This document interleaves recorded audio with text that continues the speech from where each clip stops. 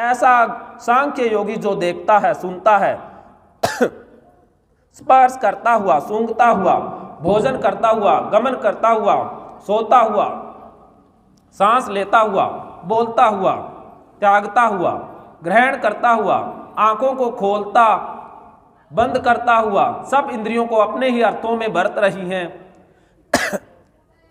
इस प्रकार समझकर निसंदेह ऐसा माने कि मैं कुछ नहीं करता।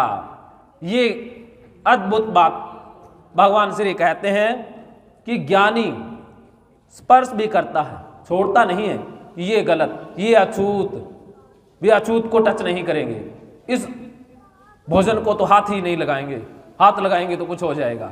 वो ज्ञानी नहीं है, वो टच भी कर लेगा, उसको पता है भगवान को टच कर रहा है, उसको कोई फर्क नहीं पड़ेगा। जरूरी नहीं है कि वो ग्रहण करे, जरूरी नहीं है कि वो ग्रहण करेगा, लेकिन टच करने के बाद उसमें उद्वेग नहीं पैदा होता, द्वेष नहीं पैदा होता, या ये भोजन टच करेंगे, यही खाएंगे, उसके लिए राग नहीं पालता। सूंघता हुआ कि ये सुगंध अच्छी, ये बुरी, उसके लिए अच्छा बुरा समान हो जाता है। भोजन भी करेगा, गमन चलता हुआ भी, सब कुछ करता हुआ भी यही समझेगा कि प्रकृति करवा रही है, भगवान ही भगवान है, सब जगह भगवान ही कर रहा है, हो रहा है, इसी अवस्था में रहता है। जो पुरुष सब कर्मों को परमात्मा में अर्पण करके और आसक्ति को त्याग कर कर्म करता है, वह पुरुष जल से कमल के पत्ते की भांति पाप से लिप्त नहीं होता। कितने उदाहरण दे करके भगवान श्री बता रहे हैं कि जैसे कमल कीचड़ में खिलता है, लेकिन कीचड़ कमल को छू नहीं पाता है, अलग रहता है। उसी प्रकार हम जहां भी रहें, बुरे लोगों में भी रहें, तब भी बुराई हमें नहीं छूती। वो बात है कि जैसे एक बार बुद्ध का एक शिष्य पूर्ण बुद्ध के पास आता है और कहता है कि गुरुदेव, मुझे बिहार के एक इलाके में जाना है, वहां पर मैं जाना चाहता हूं।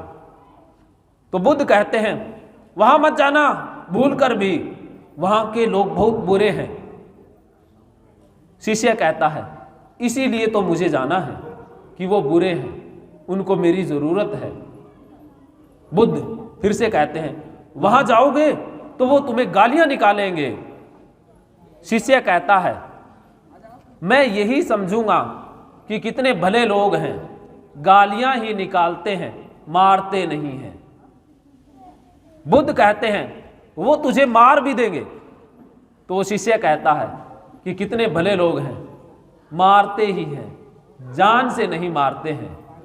तो बुद्ध फिर से इम्तिहान लेते हैं कि वो जान से भी मार देंगे। तो वो शिष्य कहता है कि मैं यही समझूंगा कि मैं शरीर से मुक्त हो गया, भूल चूक हो सकती थी, अब वो भी नहीं।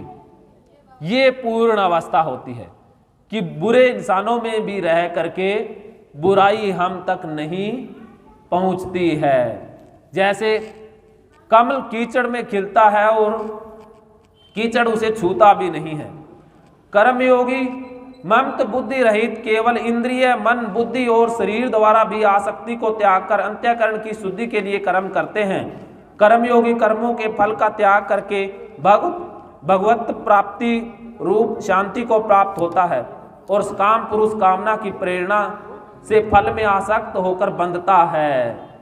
अंतःकरण जिसके वश में है, ऐसा सांख्य योग का आचरण करने वाला पुरुष न करता हुआ न करवाता हुआ 9 द्वारों वाले शरीर घर में सब कर्मों को मन से त्याग कर आनंद पूर्वक सच्चिदानंद घर परमात्मा स्वरूप में स्थित होता है। कि जो शरीर के द्वार हैं, उन द्वारों से जो होता है वो करता रहता है, लेकिन उनसे मुक्त रहता है। परमेश्वर मनुष्यों के न तो कर्तापन की, न कर्मों की और न फल के संयोग की रचना करते हैं, किंतु स्वभाव ही बरत रहा है। ये रचना पदार्थ के गुणों से हुई है। सर्वव्यापी परमेश्वर भी इन किसी के पाप कर्म को और न ही किसी के शुभ कर्म को ग्रहण करता है, किंतु अज्ञान के द्वारा ज्ञान ढका हुआ है, उसी से सब अज्ञानी मोहित होते हैं।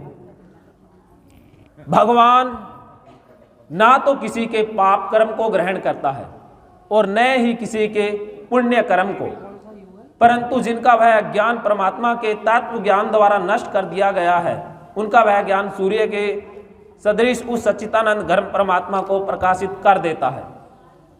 तो ये बातें भगवान श्री कृष्ण कर्म संन्यास योग अध्याय में बताते हैं। उसके बाद आगे अर्जुन के ऊपर इसका क्या असर पड़ता है, अर्जुन क्या नया सवाल लेकर आता है, इसे जानेंगे छठे अध्याय के आत्म संयोग योग में। कल हम छठे अध्याय को जानेंगे कि अर्जुन क्या नया सवाल लेकर आता है।